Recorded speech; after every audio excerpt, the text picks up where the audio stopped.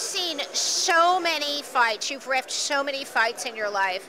Talk to me about one of the more memorable ones. I know you have several stories to share.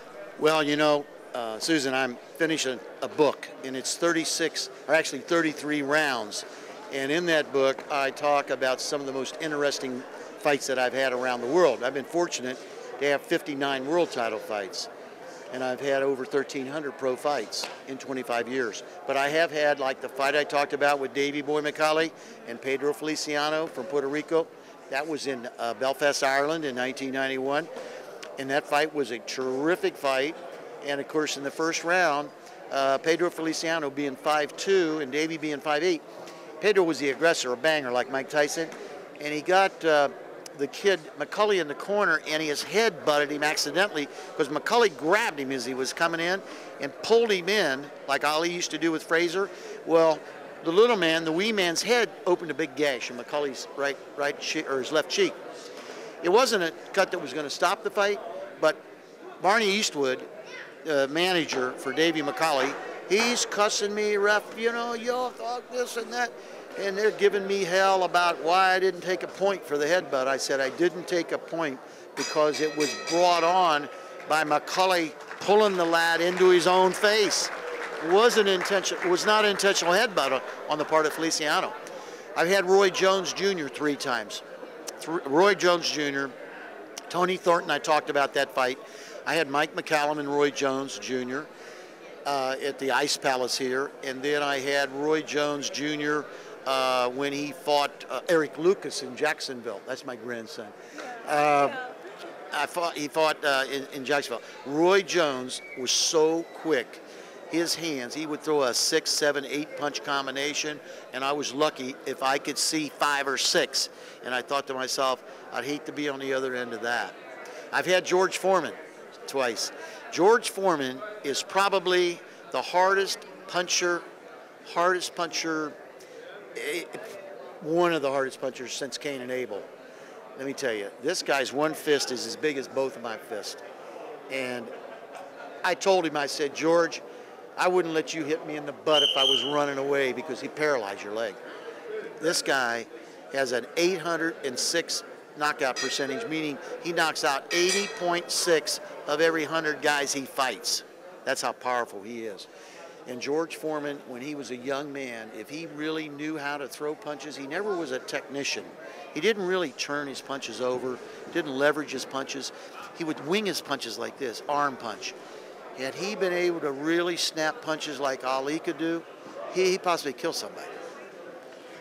You know, boxing is just such a fabulous sport. It's embedded in our history. Do you think it's making a resurgence? Is boxing on the upswing? Well, here's what I can tell you. The MMA is kind of a fad thing, and it's a bar fight. I don't have anything to do with it. I don't want to have anything to do. I used to 10 bar when I was 21 in a Marine Corps Quonset hut, and I can tell you it was 3 fights a night. And it's just 2 guys wrestling around, kicking each other in the head and elbow. No rules. To me, is a savagery. Boxing is a classic sport since 776 BC. It's a gentleman's sport. Now it's a ladies' sport. The boxing will never die. There's 70 countries that box. And the thing about boxing is you can do it if you're a little guy or a big guy. And you don't have to be a beast. You know, you have technique. And boxing is a classic sport. It's safe. And I think we'll have a resurgence, and it's when we can get a heavyweight American champion. We have in the top 10 heavyweights in the world, most of them are from the Eastern European bloc countries. Until we have some, what I call big, strong American kids, like we had in the 40s and 50s, and 30s and 20s, that can really bring back boxing to America, it's the heavyweight division. Remember, the best 21 years of heavyweight boxing history was when Ali turned pro in 60 to 81. Those were the greatest heavyweights in the world. Today, if Ali was fighting, he'd beat these guys 2 at a time. He'd beat these Klitschko brothers at the same time. That's how good he was. What about some rule changes? Are there any rule changes coming up in boxing that we should be aware of? There are a couple of things that they're discussing right now. They brought up potentially going with a standing 8 count, which I think takes away the advantage from the aggressor that's scoring the blows. but on the other side of the coin, it's a safety thing for the referee to evaluate.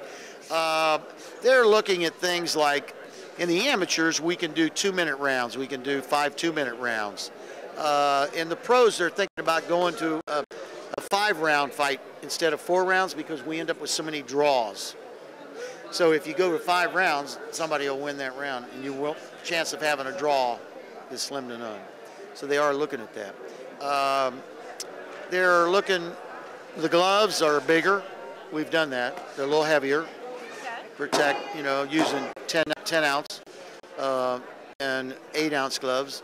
For the lighter weights, they used to use 6, and the 10s are being used for the heavier guys now, like we do in the amateurs. So we won't see any shortening of the 3-minute rule. We won't see any lengthening of the 1-minute rest period. But I think any rule change that helps safety is a good rule. Thank you so much. Okay. I want to get your card.